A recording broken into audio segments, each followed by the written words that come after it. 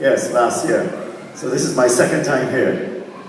And second time is supposed to be better than the first time. Amen. And I think it's a party program, so I say hello to the General Secretary. Amen. And all the ministers and the cabinet, senators, and all brothers and sisters. So I'm not preaching tonight. I'm supposed to give a challenge. Tell your friend he's not preaching. I preached this morning. So you have to be afraid.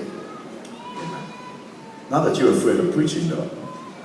You know the amazing thing, I was thinking of what to challenge you with, and I thought of a challenge, first of all, to the party. And the challenge is that in Romans 13, some familiar words are used when it speaks of the government. It speaks about the ministers. It's talking about the civil authority, and then he was talking about Rome. And he was talking about the civil authority, and he was speaking of them, Romans chapter 13. And if you have time to go home, you can look at it, and you can see he's speaking of civil authority, and yet he calls them God's servants. You heard me when I said That's right. He's speaking of ministers of government, and he's calling them God's servants. Yeah. And it's the same word, diakonos, that is used for deacons. That was appointed in the early church. Servants of God, some versions put it, ministers of God. Where's the passage from? Romans 13. I no wonder sometimes the Prime Minister likes to make the parallel between the church and the state. You ever heard the Prime Minister that? I'm sure you have. I've heard it. Make the parallel between the church and the state, because ministers of government are the servants of the Lord. The state is the servant of the Lord.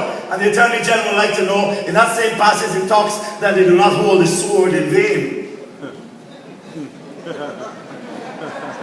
And I'm glad the Attorney General came in. Because there's something there for the Attorney General. He says that they do not hold the sword in vain. And then, I don't see the Minister of Finance here, but in the same passage in Romans 13, it says that the civil authority is supposed to pay what? Taxes. And he's having some problem collecting taxes. So we have a little problem here in Romans 13. The Attorney General can't use the sword, and the Minister of Finance having a problem with taxes. So we have problems here. Servants of the Lord. Servants of the Lord. The thing with it is that servants of the Lord, you know what? They are not only answerable to ministers of government. You are not only answerable, can I speak to you directly? You are not only answerable to the electorate, but you are answerable to God. That's right. Yeah. 42 years ago, I answered a call to the ministry. And 40 years ago, I officially got into the ministry. That's a long time.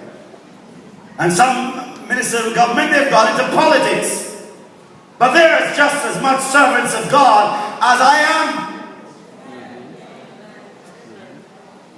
Amen? That's right. You can put an amen there. That's right. I'm just as out there answerable to the electorate, I'm answerable to my church. But even above and beyond that, I'm answerable to God, and I say to them that they're answerable also to God. Yes. You can't be called servants of God, ministers of God, and don't give account of your stewardship to God. Is that okay? Yeah.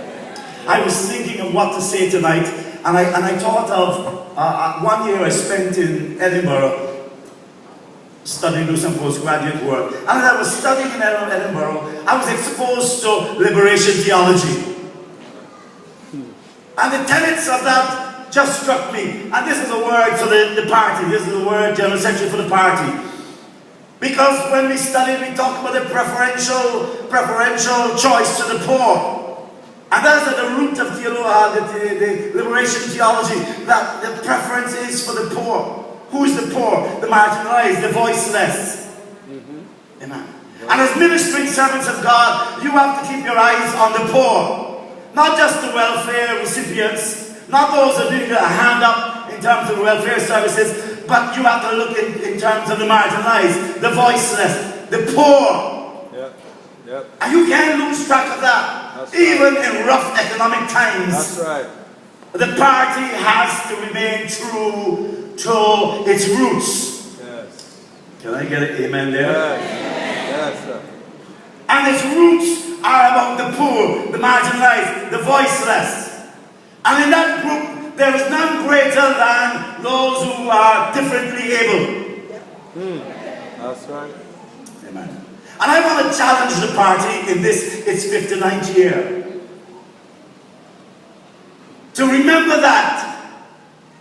Remember the poor, not just the poor that was knocking the door for money, but remember the marginalized, the voiceless, remember the people who are differently able in our society. They are the ones that we have to keep. You have to keep, and I have to keep.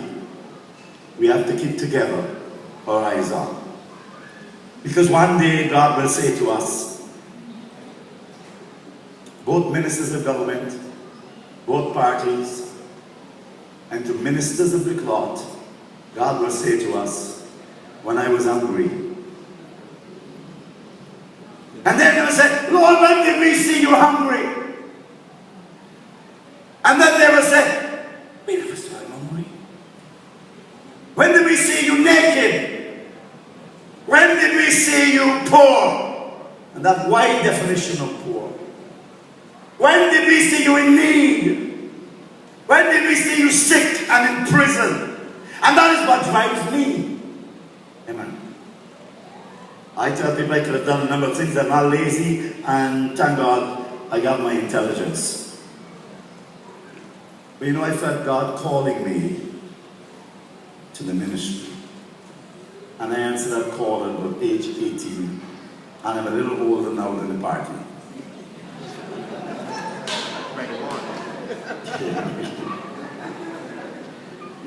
So my challenge to the party is, remember your roots. And remember, make the poor, in all senses of the word, your number one priority. That's right. Especially in these times. I would challenge the party in the midst of the crisis to identify programs and plans and policies just for that group. Can I say that? Yes. That's right. That's right. And when you stand before the judge of all men, you'll be able to give good account of your stewardship. In spite of the pressures, in spite of the stress. Now, I'm a preacher of the evangelical tradition, so you expect me to come a little more personal than that. That was for the party. General Secretary, that was for the party. Now, can I speak to you? What a wonderful evening we've had. Come on, amen. Put your hands together and say, what a